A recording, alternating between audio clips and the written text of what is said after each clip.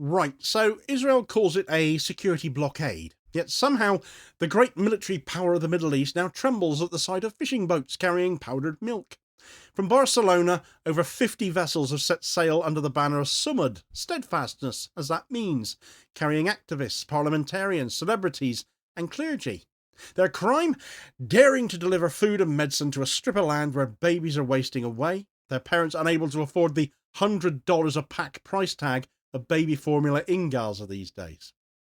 Tel Aviv's ministers are frothing, branding Greta Thunberg and Susan Sarandon and even Nelson Mandela's grandson as terrorists. You couldn't write a cruder parody. A nuclear-armed state deploying drones and warships against civilians with cartons of baby milk and other forms of aid.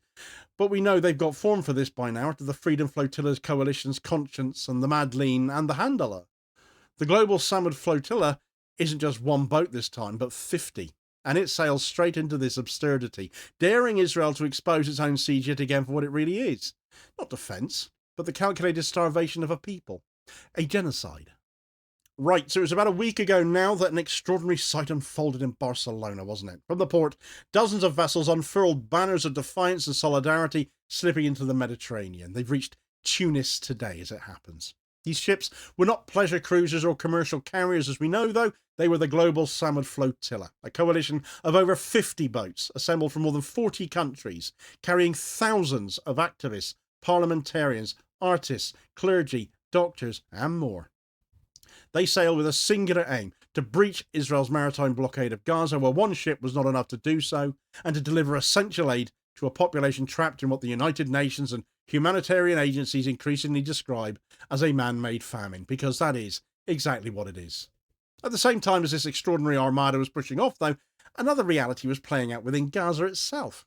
In neonatal wards and cramped homes, mothers desperate to feed their babies mixed sugar water or boiled stale bread into mush because infant formula had become both scarce and prohibitively expensive.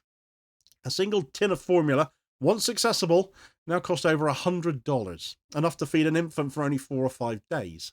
Doctors warned the newborns were literally wasting away before their eyes, reduced to skin and bones. So herein lies the contrast. On the open sea, an unprecedented show of international solidarity. Baby formula very much amongst the aid being taken by them. On Gaza streets, the quiet violence of starvation, designed not by nature, but by Israeli policy. The Samud Flotilla is the latest chapter in a sadly long history of civilian-led attempts to break Gaza's isolation by sea. The most infamous of these was the Mavi Marmara in 2010, when Israeli commandos stormed a Turkish vessel carrying humanitarian aid, killing 10 activists in international waters. Survivors reported brutal treatment, including beatings, tasers, and forced deportation papers signed in languages they did not understand. A United Nations inquiry described Israel's conduct as unlawful and excessive. Amnesty International called for credible investigations, but no meaningful accountability ever followed because, let's face it, it's Israel, isn't it? The Mavi Marmara massacre set the template for how Israel would respond to such challenges thereafter, though. Overwhelming force, legal obfuscation, and attempts to delegitimize activists as dangerous radicals rather than humanitarian actors.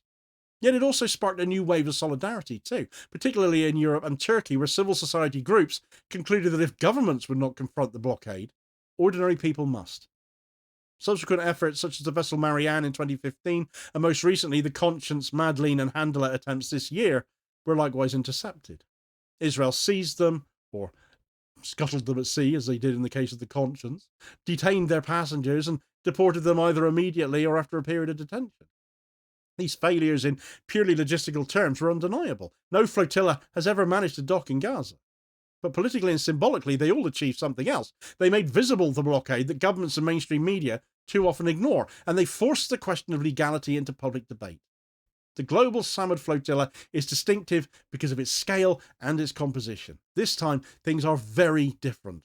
With more than 50 vessels, it's the largest civilian maritime convoy in history.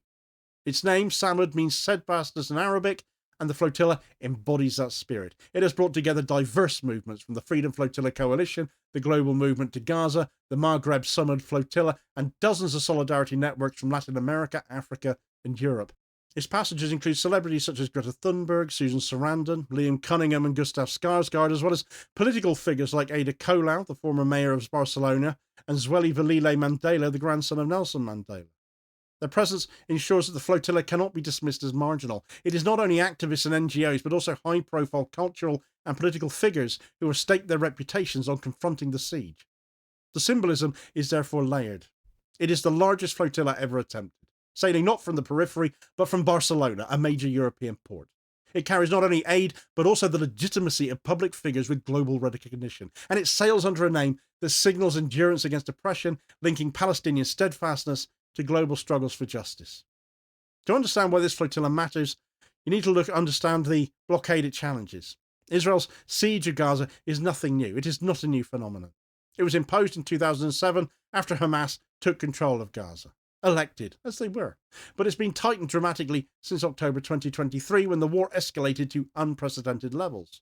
By 2025, the blockade had produced conditions that humanitarian agencies openly describe as famine, a war of starvation as we know it to be. The Integrated Food Security Phase classification, the body tasked with assessing famine conditions, declared that parts of Gaza had indeed entered famine.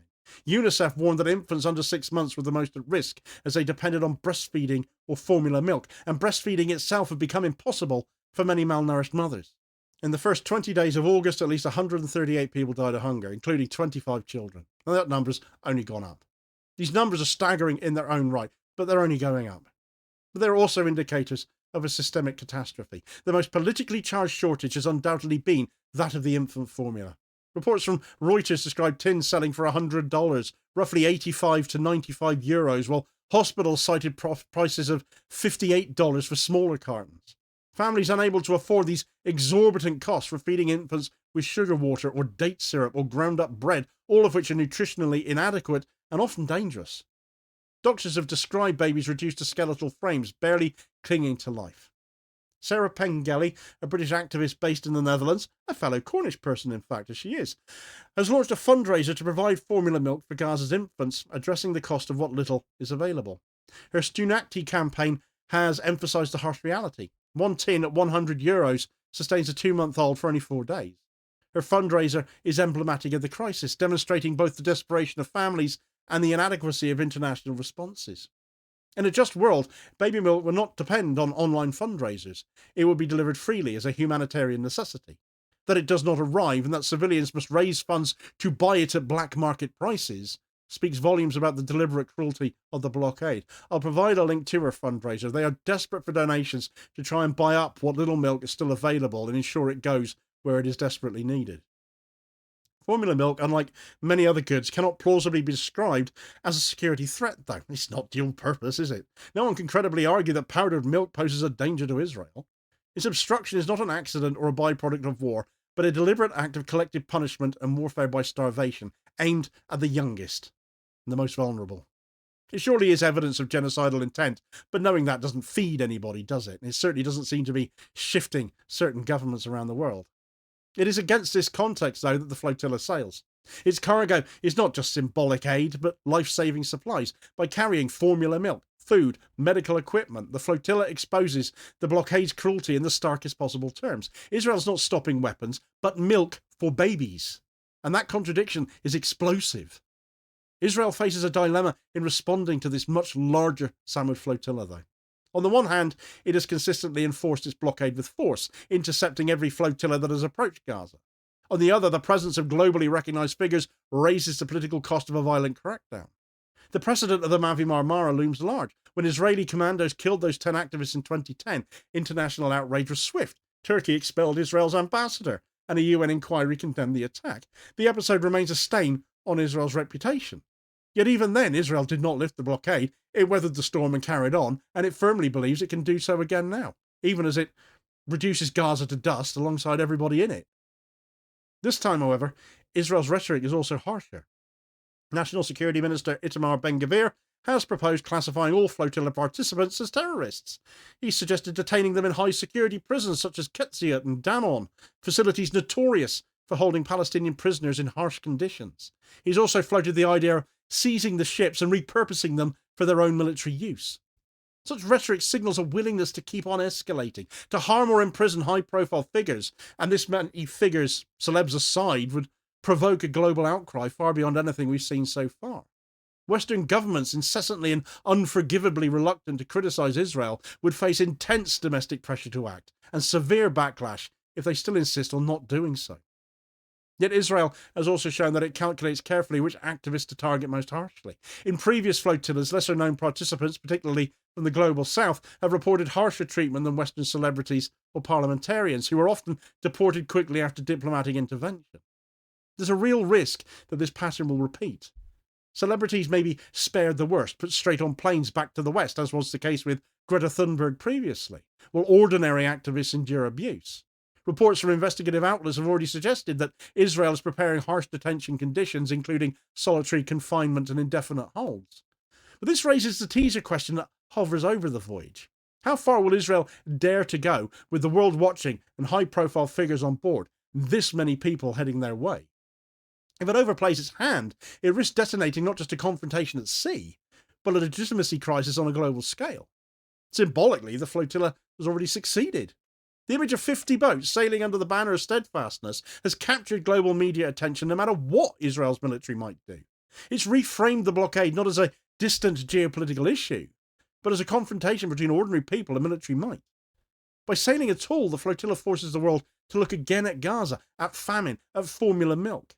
Every interception Israel attempts now risks backfiring. Instead of projecting strength, it projects fear of civilians with powdered milk. Instead of demonstrating security, it demonstrates fragility, doesn't it? Politically, the flotilla has the potential to shatter the blockade's aura of inevitability. If Israel responds with excessive force, as it has before, it may trigger stronger actions from governments already critical of its conduct. Spain, Belgium, Norway and South Africa have taken steps towards accountability, from suspending arms sales to calling for sanctions. A bloody interception could accelerate such measures. Legally, the flotilla may also contribute to cases at the International Criminal Court and International Court of Justice. If Israel intercepts ships in international waters as it's done before, it could again be accused of piracy under maritime law, the charge sheet growing each day as it does already. If it detains activists under the pretext of terrorism, it may strengthen charges of apartheid and persecution. Every live-streamed video, every GPS coordinate, every recorded assault will add to the evidentiary record.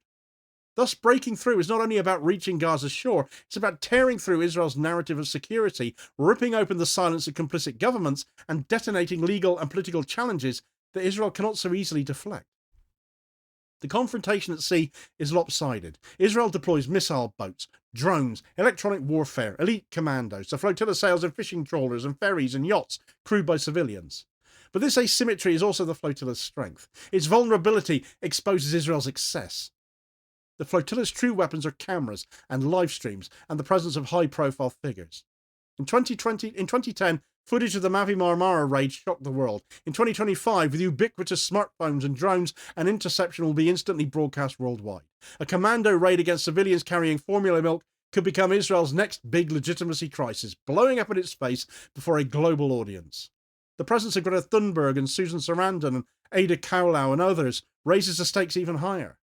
If Israeli commandos storm the flotilla, the images will not only show faceless activists, but instantly recognizable figures. The world will ask, what kind of state treats such people as terrorists? Israel has no convincing answers for it of that we already know. Now, not everyone can board the flotilla, can they? But solidarity does not end at the shoreline either. Campaigns such as Sarah Pangeli's fundraiser provide direct avenues for action that all of us can take part in. One tin of formula at €100 buys 4 days of survival for a child. That stark arithmetic crystallises the crisis, but also presents each of us with an opportunity to make a difference to a child in Gaza. The flotilla and such grassroots initiatives are two sides of the same struggle. The flotilla confronts the blockade symbolically and politically. The fundraiser confronts it practically by getting milk into infants' mouths despite the siege. Both are acts of resistance against a system designed to starve Gaza into submission.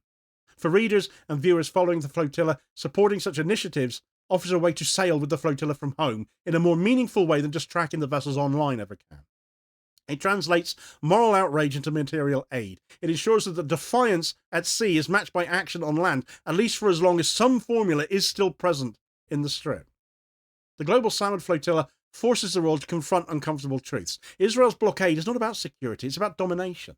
The deliberate obstruction of baby milk strips away any pretense. To starve infants is not self-defense, it is the most depraved and sickening cruelty laid bare. The flotilla's very name, Samud, reminds us that Palestinians have endured this cruelty for decades with steadfastness. Their endurance is not passive but active, a refusal to disappear despite every effort to erase them. The flotilla links their struggle to global histories of resistance from anti-apartheid to civil rights, reminding us that international solidarity has always been a weapon against injustice. The Global Samud Flotilla is not just a convoy of boats, it's a moral test for the world. If Israel stops it, it stops formula milk. If it jails its passengers, it jails activists and even the grandchildren of liberation heroes. If it lets it through, it cracks the aura of its own blockade. But we know they're not going to do that. The flotilla's odds of docking in Gaza are slim, but its chances of docking in the world's conscience are certain. They've already done it. It forces a choice upon all of us to remain complicit in a blockade that starves babies or to join in steadfastness, in sumud. The boats are on the sea. The babies are in the wards, in the tents and amongst the ruins. The question is not whether Israel will try to stop the flotilla. They will, and we know it. The question is how it will try, how much brutality it will dare to unleash, and whether we will continue to stop our ears or finally stop our silence. To support the flotilla, to donate to initiatives like Sarah Pengelly's, to pressure our governments is to say, we too sail with Gaza. Of course, expelling and deporting protesters and activists in an aid armada is one thing. Expelling the entire population of Gaza is another, but in that regard, Benjamin Netanyahu has suffered something of a major setback. To get all the details of that story in this video recommendation here is your suggested next watch. Please do also hit like, share and subscribe if you haven't done so already, so as to ensure you don't miss out on all new daily content, as well as spreading the word and helping to support the channel at the same time, which is very much appreciated, holding power to account for ordinary working class people, and I'll hopefully catch you on the next vid. Cheers, folks.